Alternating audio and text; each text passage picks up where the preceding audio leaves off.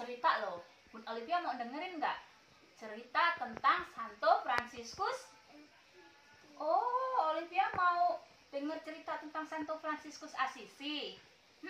Santo Fransiskus Assisi itu pelindungnya siapa sih?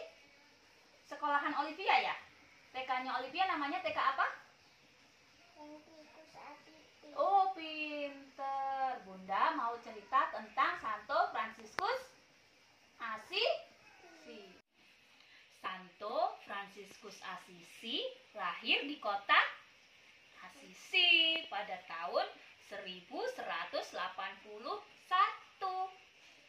Ayah Santo Fransiskus Assisi bernama, Olivia tahu nggak nama ayahnya siapa? Siapa namanya? Ya, nama ayah Fransiskus namanya Petro Bernardo dan mamanya bernama Donna Pita. Pinter Olivia ya. Adiknya? Fransiskus nggak punya adik. Fransiskus anak tunggal, hanya anak satu. Dia nggak punya kakak, dia nggak punya adik. Ya. Kenapa nggak punya kakak? Ya karena dia cuma anak tunggal, jadi nggak punya kakak. Namanya siapa? Namanya Fransiskus. Ayahnya Fransiskus bekerja sebagai tukang apa dek? Tukang apa dek? Penjual pakaian yang kaya raya. Olivia tahu nggak kenapa Fransiskus dikasih nama Fransiskus Assisi? Tahu nggak? Kenapa? Karena Fransiskus lahir di kota Assisi. Fransiskus Assisi. Iya. Pada waktu masih muda, Fransiskus suka hidup berfoya-foya. Dia menghambur-hamburkan uang ayahnya buat beli baju yang bagus-bagus, buat beli makanan yang enak-enak, buat beli mainan yang mahal-mahal. Dia menghambur-hamburkan semua uang ayahnya. Kasihan ya ayahnya ya, bekerja capek, uangnya dihambur-hamburkan ya dek ya. Kemudian pada umur 20 tahun, Fransiskus ikut berperang melawan Perugia. Kenapa? Karena Perugia menjajah Assisi. Jadi Fransiskus ikut berperang melawan Perugia. Pada saat ikut berperang, Fransiskus ditangkap sama tentara Perugia. Kemudian Fransiskus dimasukkan ke dalam mana? Kalau tertangkap dimasukkan ke dalam mana? Dimasukkan ke dalam penjara. Dimasukkan ke dalam penjara dulu. Kenapa?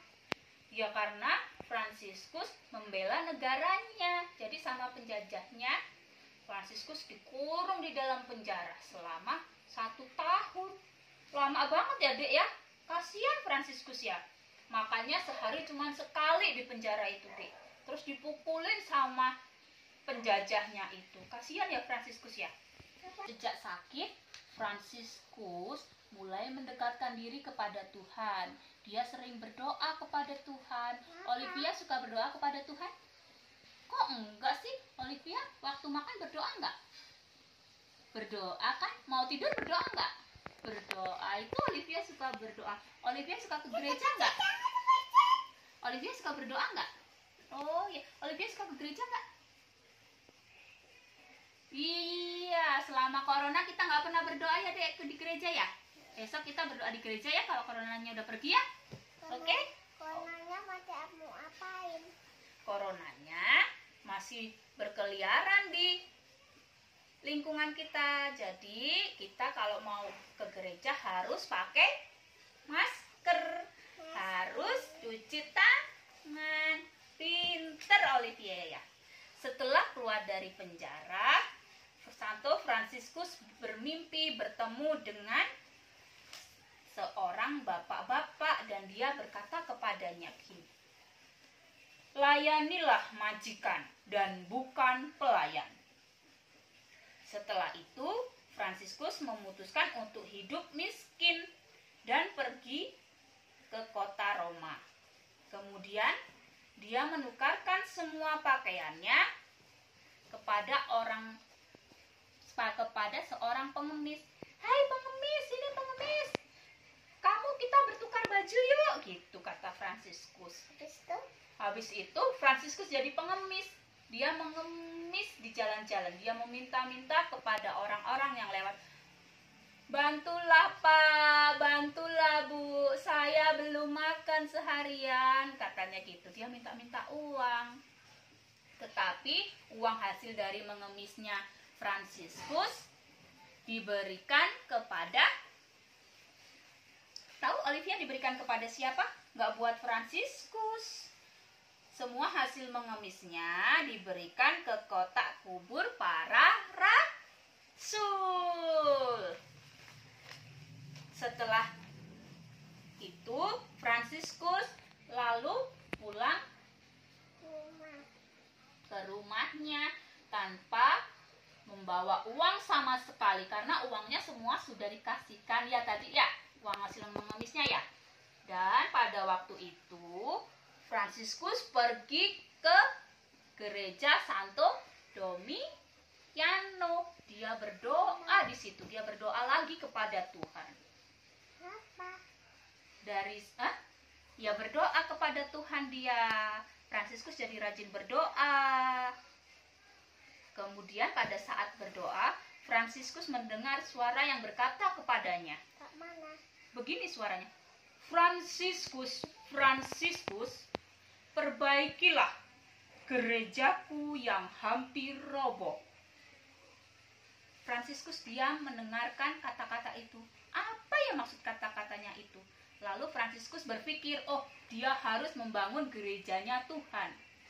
Kemudian Fransiskus pulang dan menjual semua harta ayahnya.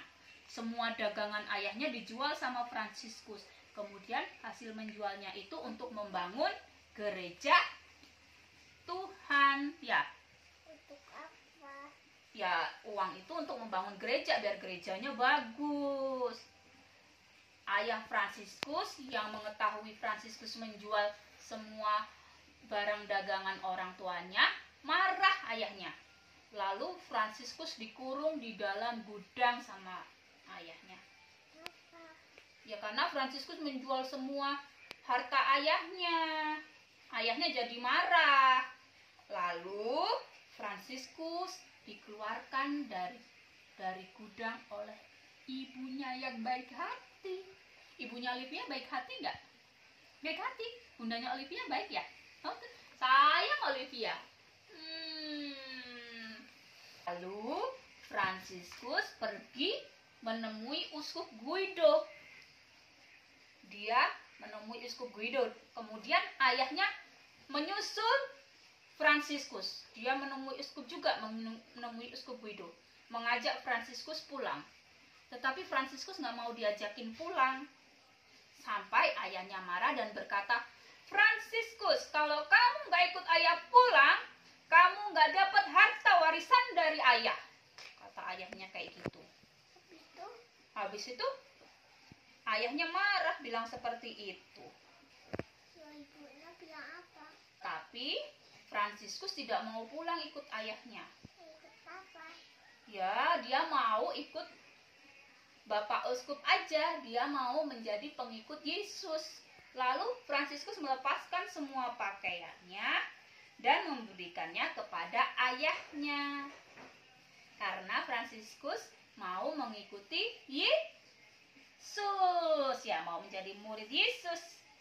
Setelah menjadi biarawan, Fransiskus menyadari bahwa yang dimaksud Tuhan dengan membangun gerejanya ialah membangun semangat kekristenan. Dan pada tanggal 2 Oktober tahun 1226 pada usia 45 tahun Fransiskus meninggal dunia. Ada darahnya ya? Iya, dia meninggal dunia dengan stigmata seperti waktu Yesus meninggal. Di tangannya keluar ada darahnya, di kakinya, di lambungnya. Iya, kayak apa? Ya kayak Yesus itu waktu meninggalnya Yesus. Kakak gitu. Oh iya, kayak yang disalib itu, kayak Yesus, kayak yang digambar itu di tangan gitu ya, Dek ya. Di sini ada darahnya ya, Dek ya. Kemudian para pengikut Fransiskus selalu setia kepada Fransiskus dan melanjutkan karya cinta kasihnya dengan semangat dan kerendahan hati. Sehingga pada tanggal 4 Oktober kita merayakan pesta Santo Fransiskus